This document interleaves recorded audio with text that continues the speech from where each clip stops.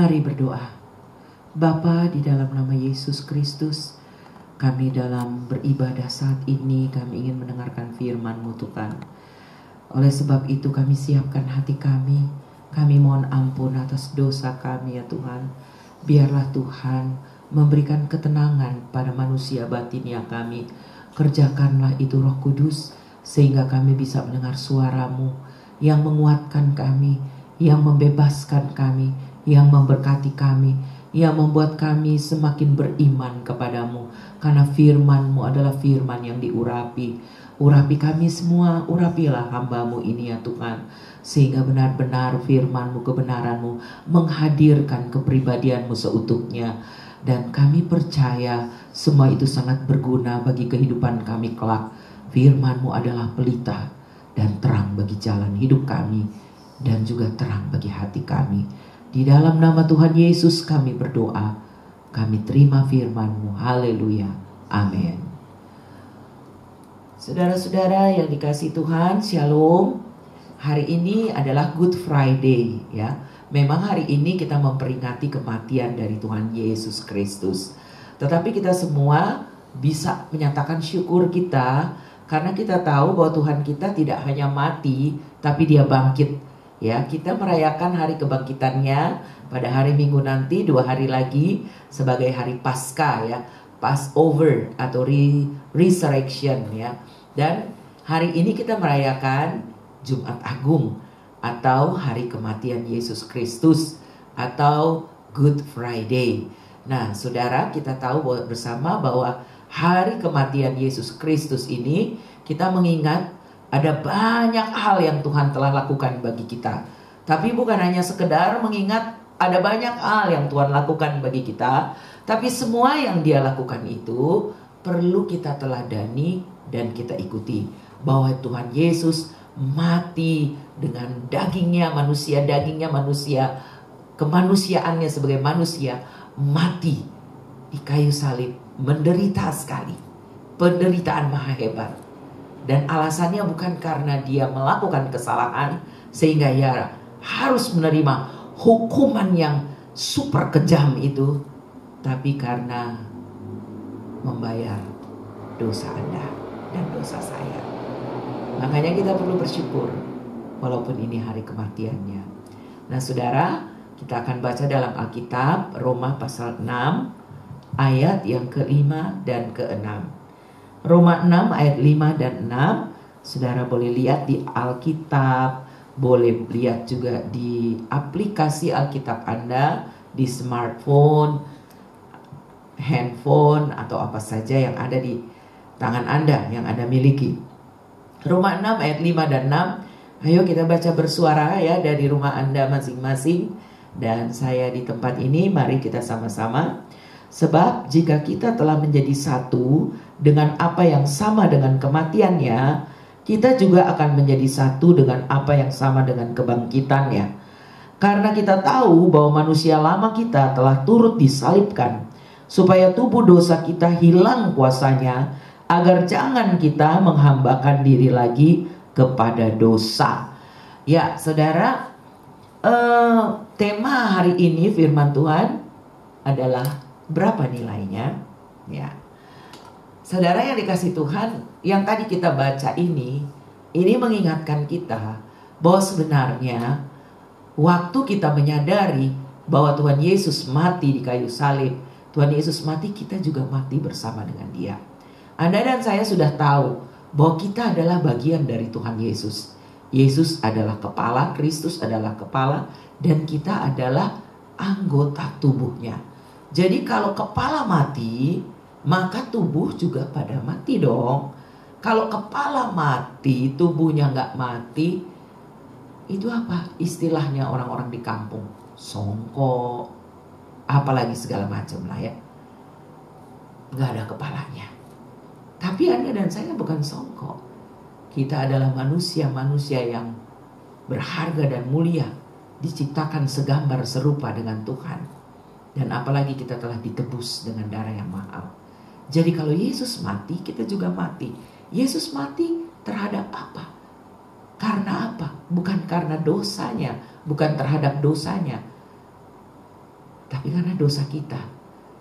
Dan Anda dan saya meneruskannya, bahwa kita juga telah mati terhadap dosa kita. Ya. Nah, kalau kita bisa mati dengan kematian Tuhan Yesus, baru kita bisa meningkat, enjoy dengan kuasa atau berkat dari kebangkitannya. Kita bisa bebas, kita bisa rasa berkemenangan, kita happy, kita bersorak, kita terlepas dari belenggu dosa. Itu karena kuasa kebangkitannya. Kita menerima kuasa bilurnya, kuasa darahnya, semua kita terima. Karena Yesus tidak hanya sekedar mati tapi bangkit. Ya, berbicara tentang kebangkitan itu satu hal yang menggembirakan. Tapi ternyata kita nggak bisa terima dulu hal-hal yang happy-happy, yang enak-enak, kalau kita nggak belajar mati dulu. Dalam ayat yang ke-6 itu mengingatkan kita bahwa sudah seharusnya kita itu sudah tidak punya lagi kehidupan lama. Kita sudah tidak punya lagi menyimpan spirit-spirit manusia lama. Kenapa, Pastor? Karena semua itu sudah dipakukan di kayu salib. Dan Yesus berteriak pada akhirnya, tetelestai, udah selesai. Sifat bersinahnya sudah selesai. Sifat darah tingginya, gampang murka sudah selesai. Sifat pendendamnya sudah selesai. Sifat sombongnya sudah selesai. Sifat suka iri dengki sudah selesai.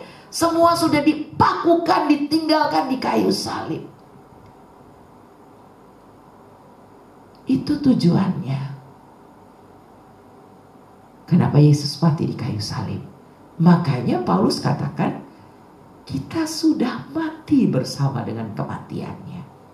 Dan kita sudah bangkit dengan kebangkitannya nanti. Yang kita rayakan hari Minggu nanti. Jadi kita sudah selesai dengan manusia lama kita. Keegoan kita sudah mati. Yang kita lihat sekarang bagaimana? Dalam goncangan-goncangan ini masih banyak gereja Tuhan nampak masih suka berkelahi di mimbar YouTube, masih menghakimi. Padahal menghakimi itu areanya Tuhan, itu bukan area saya dan saudara. Tapi hari ini kita ambil komitmen dengan kita merayakan hari kematiannya. Hai FCF Mapanget, sudah selesai manusia lama kita. Tidak ada lagi persungut-sungutan. Tidak ada lagi gosip. Tidak ada lagi dengki. Tidak ada lagi penyembahan berhala. Mau anak jadi berhala, mau uang jadi berhala, mau handphone jadi berhala, mau kendaraan jadi berhala, mau istri jadi berhala, suami jadi berhala. Stop, berhenti. Karena tetelestai, semua itu sudah dipakukan di kayu salib. Supaya kita bangkit dalam kehidupan yang baru. Supaya tubuh ini, kata ayat 6 tadi, gak lagi cenderung pengennya yang dosa-dosa. Sudah enggak. Karena kita sudah tidak menghamba lagi kepada dosa. Tubuh ini kita gak pakai untuk melakukan dosa. Kalau kita ingin mempercantik diri, bukan karena supaya berdosa, tapi demi kemuliaan Tuhan. Orang bilang anak-anak Tuhan luar biasa ya, bersih-bersih, kinclong-kinclong, tersenyum-tersenyum. Luar biasa ya anak-anak Tuhan. Jangan orang bilang, aduh dia setelah bertobat ya, udah gak suka pakai lipstik, gak suka pakai ini, itu rambutnya tetap aut-autan. Mau seperti kelihatan orang suci. Siapa bilang? Tapi begitu kita dalam Tuhan, semua yang kita lakukan dengan tubuh ini untuk memuliakan Tuhan. Yang sudah menikah untuk menyenangkan istri, untuk menyenangkan suami. Sekarang ada pertanyaan. Sebenarnya Yesus lakukan itu senang gak sih? Yesus melakukan itu dengan, kalau mau bilang senang mungkin tidak. karena itu sangat sakit. Tapi dia lakukan itu dengan sepenuh hati dan rela. Loh, kok mau nggak seneng, menyakitkan, tapi dilakukan dengan sepenuh hati. Ya. Satu nyanyian bahasa Inggris yang tidak akan pernah saya lupakan. Nyanyian ini sejak masih masa remaja. I don't know why Jesus loves me. I don't know why He cares me. I don't know why He sacrificed His life. Oh, but I am glad. I'm glad He did. Ih, pastor kejem Masa I'm glad He did. Kita gak bisa menipu bahwa sebenarnya kita bersuka cita dia melakukan itu.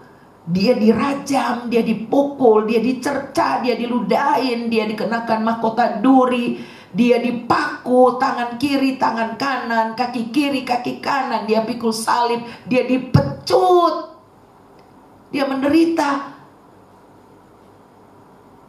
Modal untuk orang kayak kita. I don't know why Jesus loves me. Kenapa Tuhan tuh cinta sama model-model kita?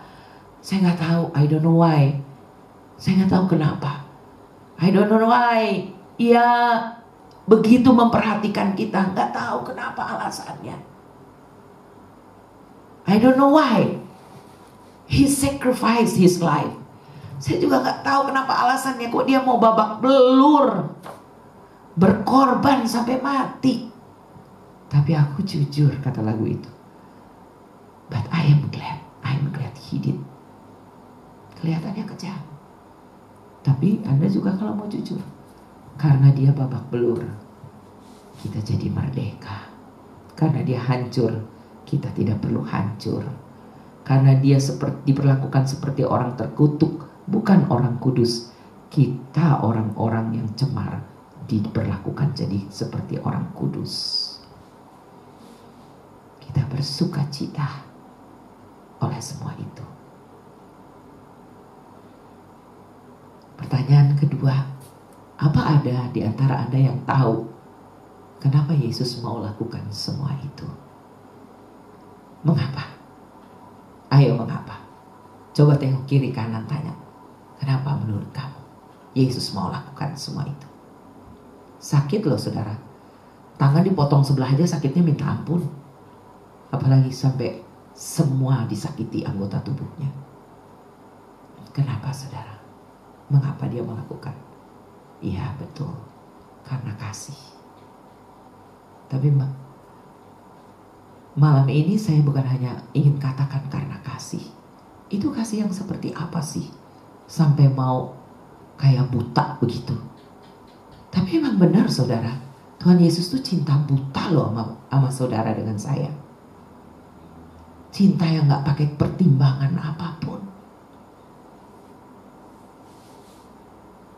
Tanpa agreement, tanpa persetujuan. Kalau saya udah lakukan ini, kamu mau kasih saya juga kan? Enggak loh. Itu memang orang menaruh bilang Tuhan lakukan itu buta-buta sekali. Cintanya buta. Mengapa saudara? Jawabannya satu saudara. Karena Anda dan saya bernilai di hadapannya. Coba bilang sama istrimu, suamimu, atau sama anakmu. Anak-anak bilang sama papa mama. Kakak adik baku bilang. Papa atau mama, kakak atau adik, atau ngana bernilai di mata Yesus. Nilainya berapa? Nggak tahu saudara. Menurut saya tak ternilai. Nilai Anda di hadapan Tuhan itu tak ternilai. Sehingga dia mau jadi cinta buta seperti itu kepada kita semua. Dia mau mati secara terkutuk. Dan belum tentu ada harapan bahwa Anda dan saya sampai detik ini pun, orang Kristen, hamba Tuhan pun, Banyak yang belum nampak bahwa sadar manusia lamanya harus dipakukan, sudah dipakukan. Jangan muncul manusia lama, jangan pakai tubuh ini lagi untuk kesombongan. Jangan pakai semua yang Tuhan percayakan berkat untuk diri sendiri. Masih ada sifat seperti itu tapinya kalau kita mau akui. Tapi Tuhan tidak pernah menyesal melakukan itu di kayu salib. Malah dia pernah mengatakan pada Thomas, ya, seorang anak Tuhan yang luar biasa, hamba Tuhan yang luar biasa hatinya sehingga dia sering bertemu dengan Tuhan rohnya. Dan sekarang sudah meninggal dunia. Dia katakan, andai kata apa yang kulakukan di salib itu masih kurang. Walaupun siksa sekali itu dia. Dia mengatakan itu siksa sekali. Tapi kalau masih kurang untuk membayar dosa manusia, kurang satu orang, belum bedok gitu orang Manado bilang ya, belum bisa terbayar, kurang satu. Dia bilang dia mau ulang lagi untuk satu orang. Cinta buta kan? Tuhan Yesus cintanya buta.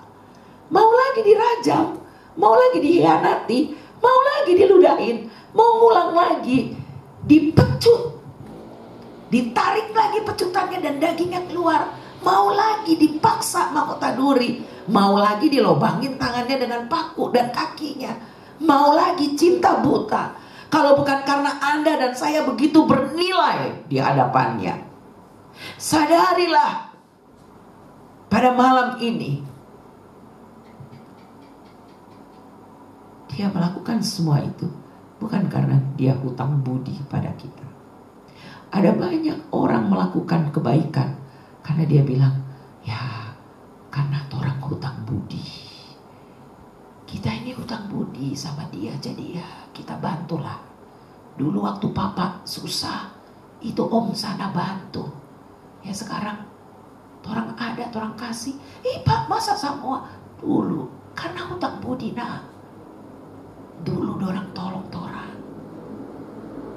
Tuhan Yesus tolong kita bukan karena Tuhan Yesus hutang budi, tapi karena kita bernilai.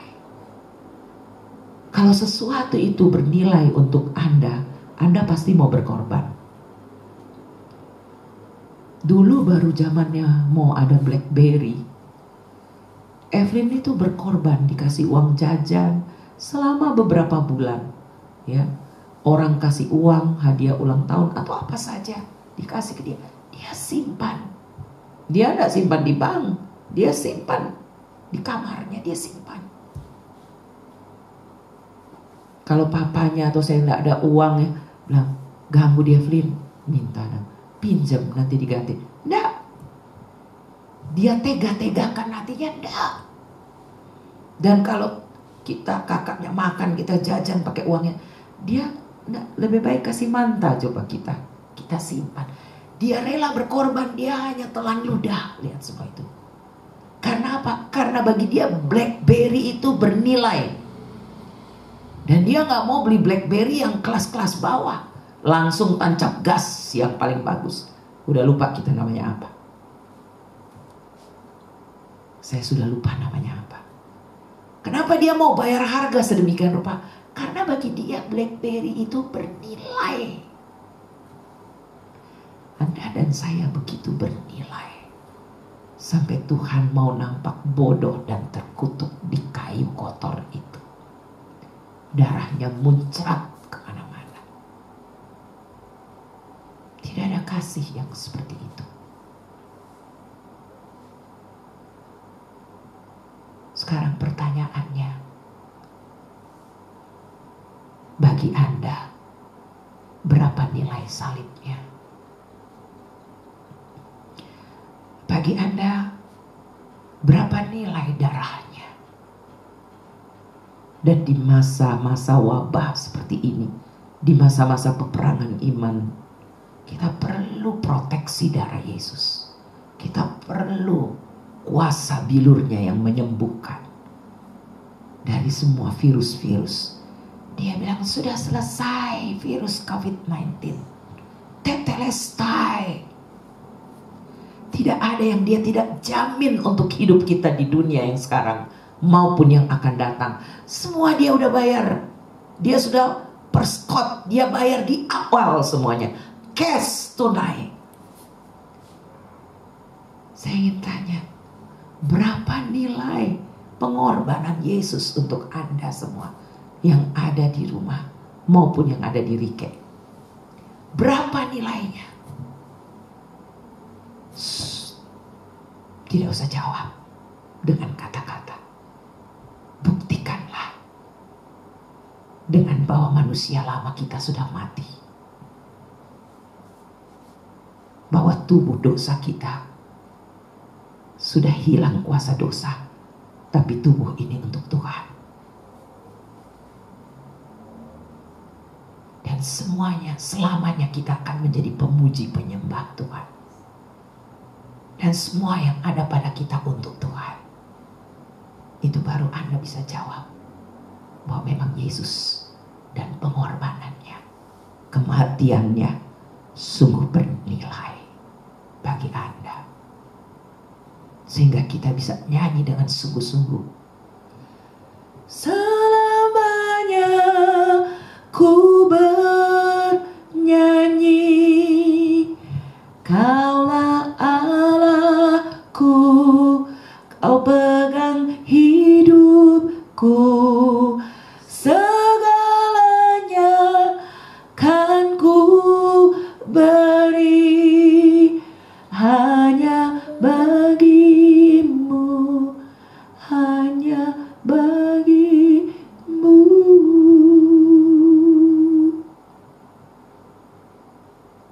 Berapa nilai salibnya bagimu? Berapa nilai pengorbanannya bagimu? Berapa nilai Kristus bagimu? Jawablah dengan kehidupanmu. Tuhan memberkati. Amin. Ya Tuhan, masih ada bukti bahwa hidupmu bagi hidup kami. Tubuhmu yang dilambangkan dengan hosti ini tidak jadi utuh, hancur, kehabisan darah, dan Kau mati. Wajahmu tidak bisa dikenal lagi, kata Alkitab. Orang menganggap Engkau kena tulah. Karena kayu terkutuk itu tempat orang kena tulah, kena hukuman. Tapi sesungguhnya dosa kami yang Kau tanggung, kesombongan kami, pementingan diri sendiri kami. Kami minta ampun Bapa. Kami berdamai denganmu sebelum kami mengikuti perjamuan kudus. Kami mengaku dosa kami. Kami sering memperlakukan Engkau seperti oknum yang tak bernilai. Karena lagi-lagi kami kembali kepada manusia lama kami. Lagi-lagi kami mencuri kemuliaan.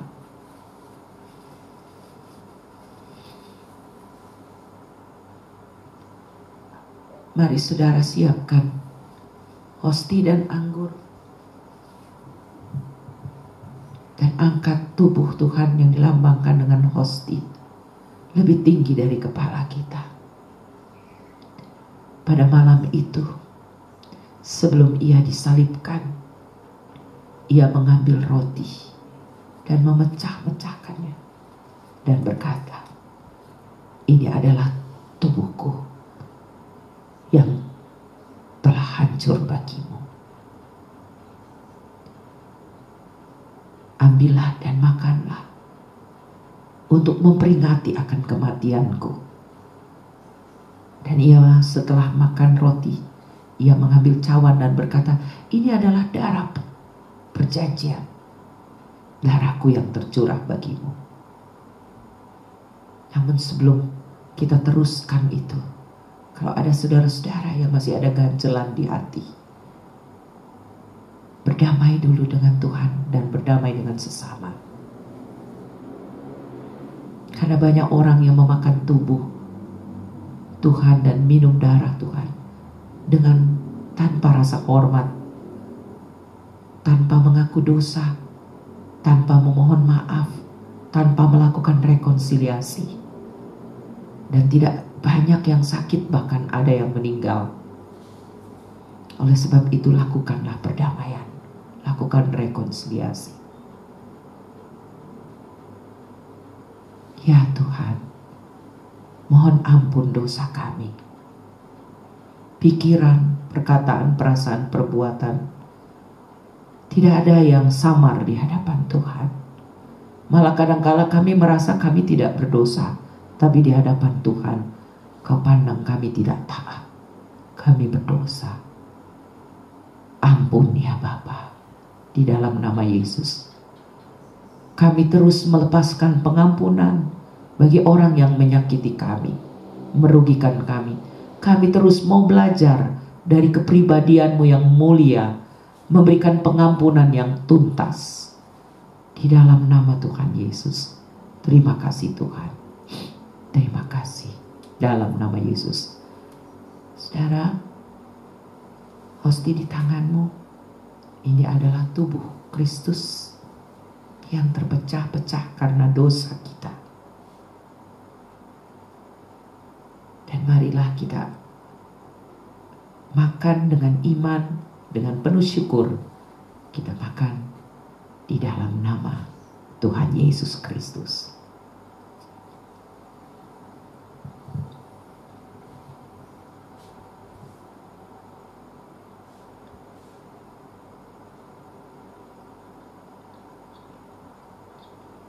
Terima kasih. Terima kasih Tuhan. Begitu bernilai kehancuran-Mu bagi kami. Terima kasih. Dan setelah Yesus makan roti, Dia mengambil cawan dan berkata, di dalam cawan itu ada anggur. Ya, saudara boleh buka.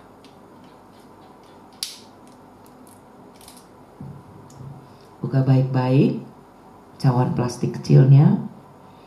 Dan sesudah makan roti, Yesus mengambil cawan yang berisi anggur dan berkata, ini adalah darahku yang tercurah bagi kamu. Ambillah dan minumlah. Darah yang menyucikan kita dari segala kutuk dosa, kutuk penyakit, kutuk kebodohan, kutuk kemiskinan, kutuk turun-temurun, dan kutuk apapun juga. Darah yang menyucikan kita dan mengikat kita dengan Tuhan Yesus Kristus sebagai kepala gereja. Darah yang menutup bungkus kita dari segala kejahatan dan segala kuasa serangan musuh-musuh Tuhan. Di dalam nama Yesus kita minum anggur yang adalah darah Yesus.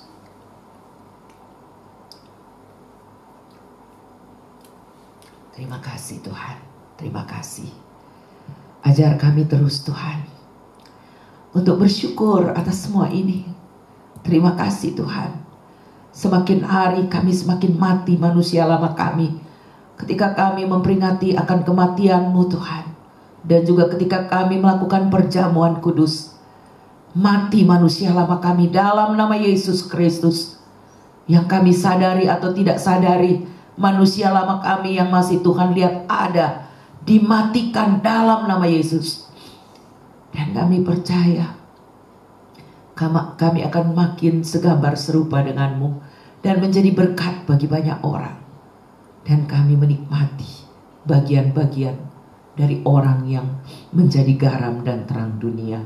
Terima kasih Tuhan. Terima kasih buat firman-Mu. Engkau mengingatkan kami untuk kami terus mengisi hidup ini untuk memberi nilai dari pengorbanan-Mu, memberi nilai akan salib-Mu, memberi nilai untuk darah-Mu, untuk bilur-Mu, untuk penderitaan-Mu, dan bagi pribadi-Mu, ya Tuhan Yesus Kristus. Biarlah kehidupan kami selanjutnya adalah perkataan kami atau nilai kami kepadamu Tuhan. Tolong pimpin kami Roh Kudus. Terima kasih ya Tuhan. Terima kasih Bapa. Terpuji dimuliakan nama-Mu. Terima kasih Tuhan.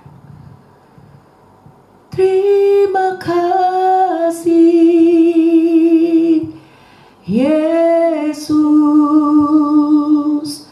Yesus, terima kasih karena anugerah-Mu buat hidupku sekarang.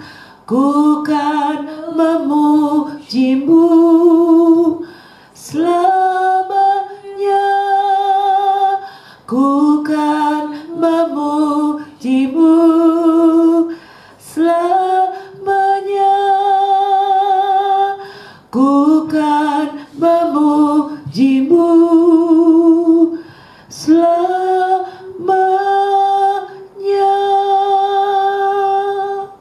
Akhirnya saudara, terimalah berkat Tuhan dengan sukacita. Renungkan firman Tuhan, arahkan hatimu kepada firman Tuhan, pegang firman Tuhan, dan berilah nilai kepada pengorbanan Kristus dengan kehidupanmu sehari-hari. Diberkatilah engkau di kota dan diberkatilah engkau di ladang. Diberkatilah buah kandunganmu, hasil bumimu, hasil ternakmu, hasil usahamu, hasil doamu, hasil pelayananmu. Diberkatilah tempat hidanganmu, tempat penyimpananmu, tempat peristirahatanmu, tempat penyembahanmu, tempat perlindunganmu. Diberkatilah engkau pada waktu masuk dan pada waktu keluar. Diberkatilah engkau pada saat menghadapi musuh dan pada saat engkau mengalami serangan musuh. Karena mungkin bersatu jalan mereka ingin menyerang engkau, tetapi bertujuh jalan mereka lari dari hadapanmu. Karena Tuhan memberkati engkau dengan pasukan malaikat surgawi, dengan tudungan darah anak domba Allah. Diberkatilah engkau dengan kelimpahan. Engkau tidak mengalami resesi karena engkau selalu memuliakan Tuhan dengan hartamu, dengan hatimu, sehingga engkau diberkati berlimpah-limpah. Tidak perlu meminta pinjaman lagi, tapi dapat memberi pinjaman di dalam nama Tuhan Yesus. Dan Tuhan memberkati engkau semakin baik. Tidak ada kutuk penyakit, tidak ada kutuk perceraian, tidak ada kutuk kemiskinan, tidak ada kutuk dosa, kutuk apapun. Tapi engkau menerima berkat dari kuasa kebangkitannya, sehingga engkau akan terus naik dalam segala perkara yang baik, dan tidak akan turun menjadi kepala dan bukan menjadi ekor. Apabila engkau mendengarkan suara Tuhan Allahmu yang kusampaikan malam ini, kau lakukan dengan setia dan hidup setia berbakti kepada Tuhan dengan tidak menyimpang ke kiri dan ke kanan, maka nikmatilah berkat-berkat yang telah diaminkan.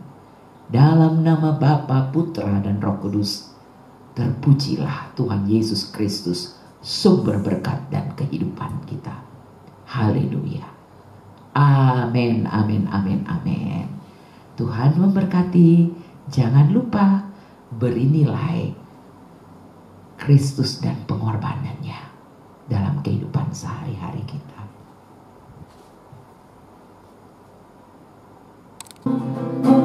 Saya percaya kita semua diberkati oleh firman Tuhan yang sudah kita dengar malam hari ini. Jangan lupa hari Minggu nanti kita akan ketemu dalam Passover Service jam 6 sore. Saya percaya kita akan lebih dahsyat lagi diberkati oleh Tuhan kita.